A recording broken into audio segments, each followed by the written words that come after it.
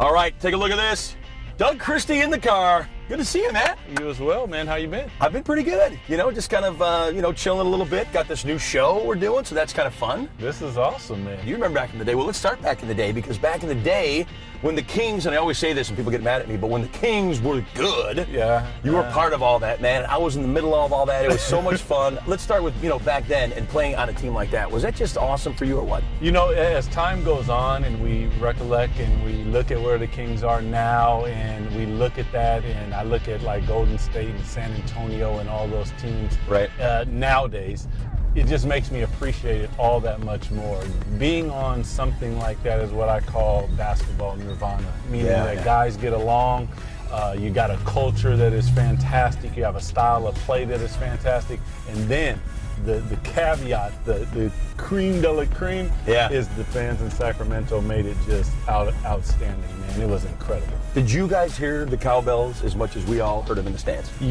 I can remember one game really vividly. I can't remember if it was, I think it was a playoff game. I can't remember which team, but I looked at the ref and he was standing right beside me, like me to you. Yeah. And I'm yelling. I'm like, can you believe this? And he's looking up, and you think the building is about to implode, man.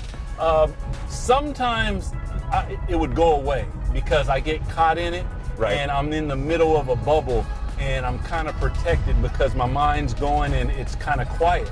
But then sometimes it's all over you. You can't do anything about it. Yeah. It's just too loud. It's just nuts. Oh my goodness. Hey, playing with those guys, I want to throw this out right away too. There's so many characters on that team. You guys just had the chemistry. It was great. But is there one guy out there that sticks out that was just the funniest dude on the team that kind of made everyone laugh? Oh, well, the funniest guy of all time, well, it probably there's maybe two or three. But I'll start with Jay Will. Jay Will was really out of control. Oh, my God. Mean, Jay Will tried to ride under the bus one time, and it was snowing outside, and coach is like, look, where is he at? Get him up here. Scott Pollard, who's an absolute prankster, out of control. Vlade Divac, actually. Yeah, Vlade, huh? Yeah, Vlade, him and Mike, they would talk about the size of each other's head and the fact that they don't even have a hat size for you. So, when you say pranksters, that team, no one took it personal, so you would come in and there's liable to be anything happening. Oh, anything can happen. I don't even remember that one time. It was in practice, and I was there, and Vlade and Peja used to kick the ball around like soccer style. Yes. And they were on the other side, the two courts, like the Monarchs court back in the day. And Peja kicked one across that court to the other side when I was interviewing Hito. One hop meet right here.